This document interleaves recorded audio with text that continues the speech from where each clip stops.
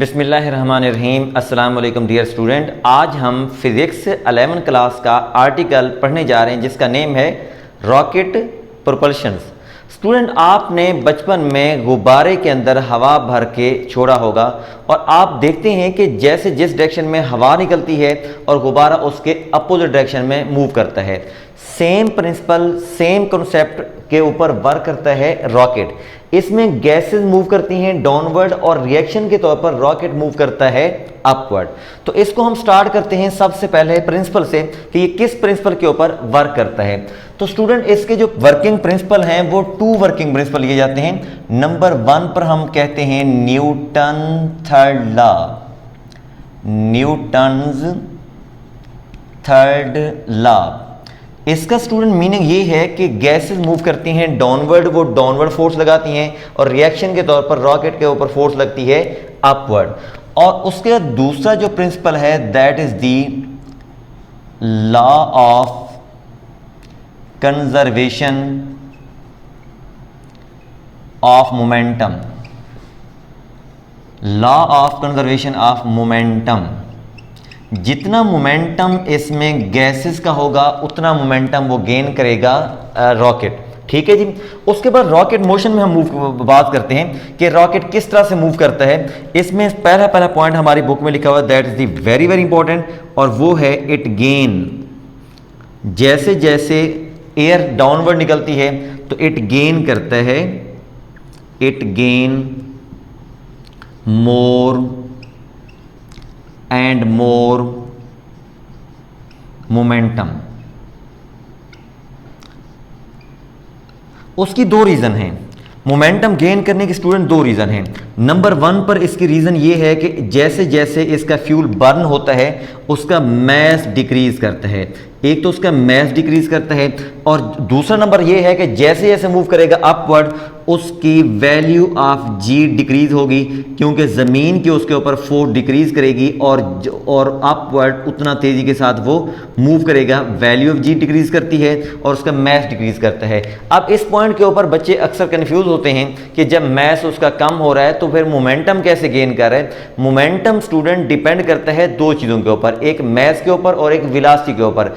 अब मैं यहां पर यह कहूंगा जिस रेट से मोमेंटम मैस उसका कम हो रहा है उससे कई गुना रेट से उसकी वेलोसिटी इंक्रीज हो रही होती है, जिस भी बेस पर हम कहते हैं कि ये मोमेंटम गेन करता है स्टेप बाय स्टेप। पहले उसका मोमेंटम कम होता है, बाद में मोमेंटम उसका ज्यादा होता जाता है। अब उसके बाद कुछ और इसके टिपिकल हम यहां पर नोट कर लेते हैं। नेक्स्ट नंबर पर मैं इसमें यह लिखता हूं कि ये फ्यूल कंज्यूम करता है 10,000 किलोग्राम पर सेकेंड, कि वो 1 सेकेंड के अंदर 10,000 किलोग्राम यूज करता है फ्यूल। तो अब इसमें फ्यूल किस शक्ल में होता है ये भी पॉइंट आप याद रखें। फ्यूल स्टूडेंट इसका 2 फॉर्म में होता है।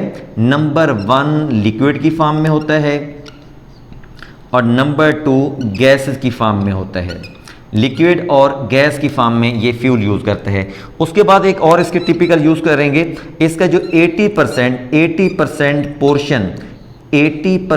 पोर्शन फिक्स होता है फॉर फ्यूल। फ्यूल के लिए 80% हिस्सा इसका फिक्स होता है। उसके बाद एक और पॉइंट इसका नोट करेंगे, 4000 मीटर पर second is the speed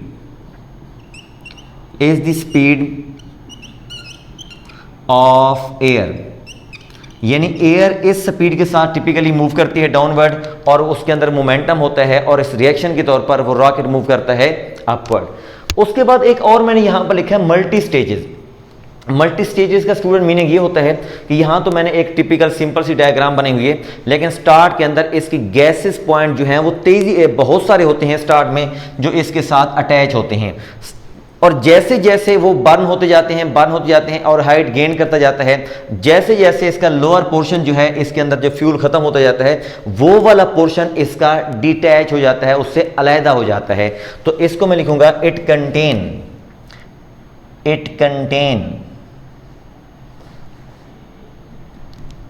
it contains many stages. बहुत सारी स्टूडेंट इसकी स्टेजेस होती हैं, जैसे जैसे वो नीचे से फ्यूल उसका बर्न होता जाता है और उससे अलहदा होती जाती हैं। अब लास्ट और very very important point, acceleration of the rocket, कि वो एक्सलेरेशन ऑफ द रॉकेट का रिलेशन क्या है। जितना स्टूडेंट इसका जो फ्लो रेट है एयर का डाउनवर्ड, जो लास्ट टॉपिक के अंदर हम पढ़ चुके हैं, वो मैं फार्मूला यहां पर लिखने जा रहा हूं। F is equal to m over t और मल्टीप्लाइड बाय v। अब what is this is the force, और ये क्या है, mass flowing per unit time.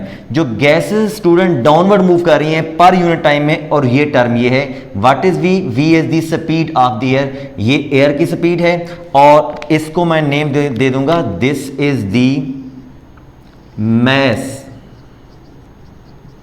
Flowing, mass flowing per unit time. अब हम स्टूडेंट इसको अगर फर्दर हमारी बुक ने इसको इस फॉर्म में लिखा हुआ है, तो ये बात आप याद रखें, F is equal to M और ये V, mv। अब व्हाट इज दी m, इस m को स्टूडेंट क्लियर कर लें कि इस m का मीनिंग क्या होगा। इस m को हम नेम देंगे बिल्कुल यही जो मैंने लिखा है। अब इस जगह पर F is equal to m, अक्सर स्टूडेंट इसमें कंफ्यूज रहते हैं कि इस m का मीनिंग क्या है। अगर F is equal to mv है तो क्योंकि m को मैंने रिप्लेस कर दिया, इस टर्म से मैंने रिप्लेस कर दिया, तो इस m को हम कहेंगे mass flowing per unit time, ना कि इसको हम मैस कहेंगे, this is the mass flowing per unit time. और ऑब्वियसली इसका यूनिट भी हम यूज करेंगे किलोग्राम पर सेकेंड। अब उसके बाद हम एक्सलेरेशन की अगर हम बात करते हैं बाय न्यूटन सेकेंड लॉ, तो ये हो जाएगा जी बाय न्यूटन सेकेंड लॉ।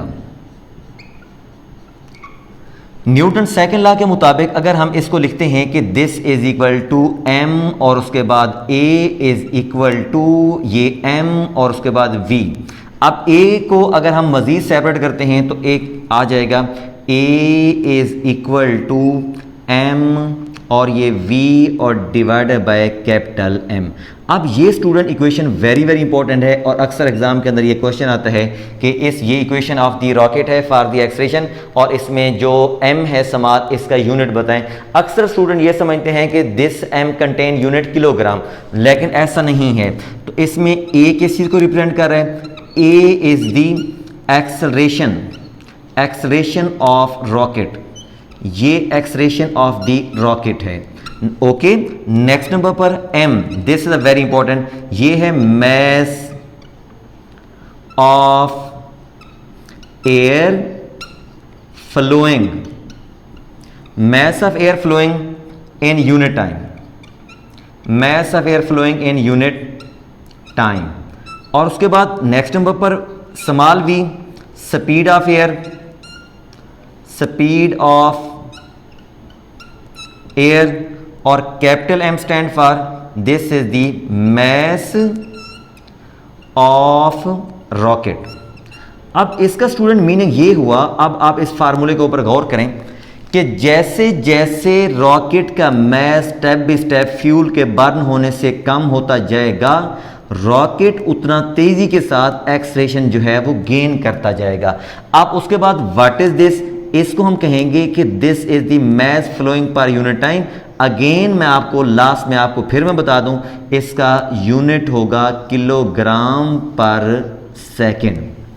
तो ये था एक छोटा सा एक ऑब्जेक्टिव और शॉर्ट क्वेश्चन टाइप हमारा topic rocket proportion.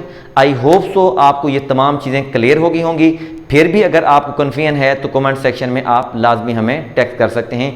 Thank you very much. अल्लाह हाफिज़।